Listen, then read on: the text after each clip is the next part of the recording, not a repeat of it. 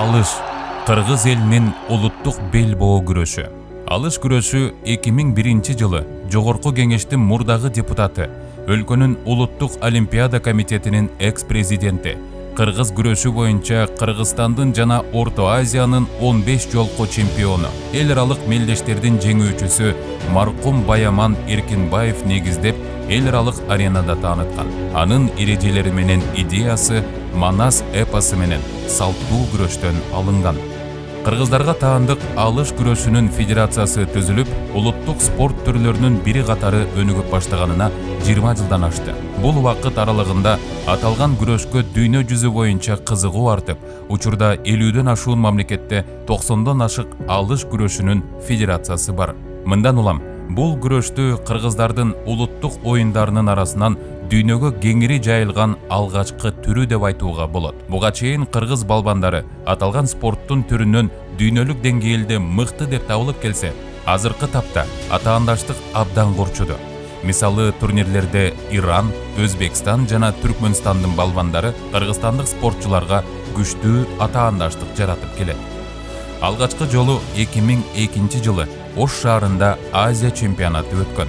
Кыргыз эли эзелтеден эле балбандарды даңазалап, алардын атын муундан муунга өткөрүшкөн. Мисалы, Каба уулу Кожомкулду Кыргызстанда жашагандар гана эмес, бүткүл дүйнө эли билет. Манас эпосунда да Кошой менен Жолойдун күрөшүнө атайын өзүнчө бөлүм арналып, ошондой эле кыргыздар спорттук мелдештерге өзгөчө көңүл бургандыгы белгилүү.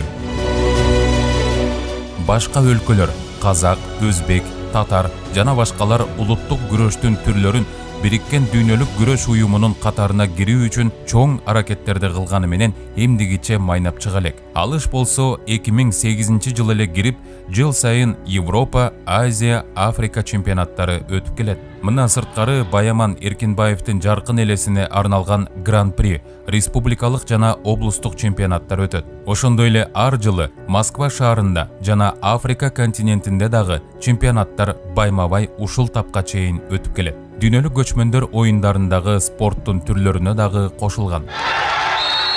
Алыш күрөшүн негиздөөдө Кыргыз Республикасынын аймактарында сакталып калган ар кандай күрөштүн түрлөрү бар.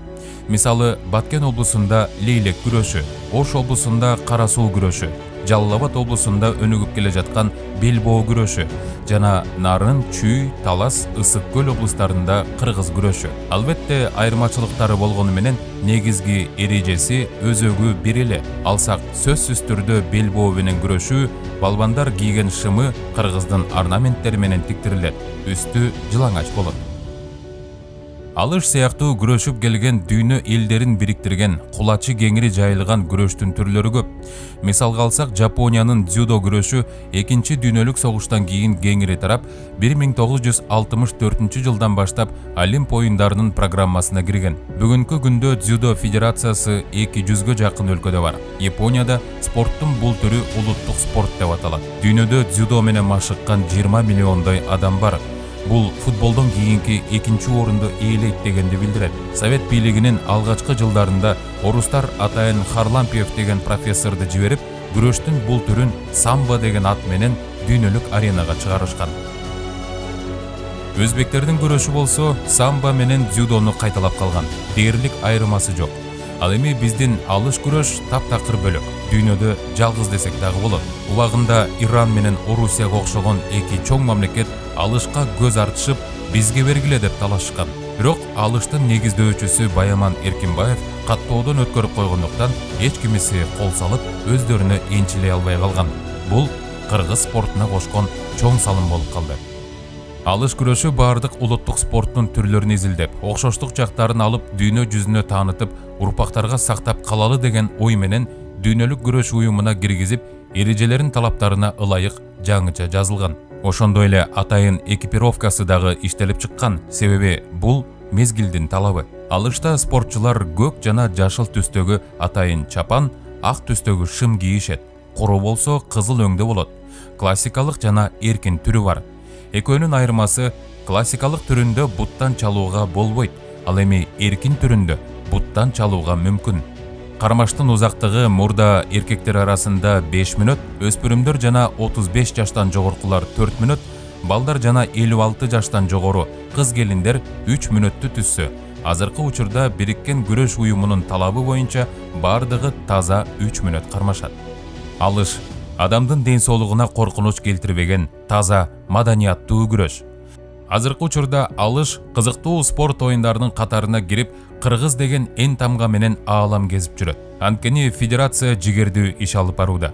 Негизги максат алыш күрөшүн дүйнөлүк олимпиадалык оюндардын катарына кошуу, ар жерде кумдай чачылган күрөш өнөрүн чоң спортко айландыруу. Дал ошол себептен кыргыздын көрүнүктүү алыш күрөшүбүздү дүйнөлүк брендке айлантып, жапа тырмак биригип, дүйнөлүк деңгээлге көтөрүшүбүз керек. Урматтуу спортчулар, мекендештер, биз кыргыз күрөш, баткен күрөш, лейлек күрөш деп бөлбөстөн башка мамлекеттерден алдыга чыгып, Бириккен күрөш рейтингине кирген жалгыз алыш күрөшүн өнүктүрүүгө милдеттүүбүз. Өнүгүү өзүбүздөн башталат дегендей, алгач ирет Кыргызстандын алыш боюнча чемпионаттарын жогорку деңгээлде өткөрүп, дүйнө жүзүнө көргөзүүбүз абзел. Алыш ата-бабаларыбыз калтырган чоң белеги, Кыргыздын сыймыгы десек жаңылышпайбыз.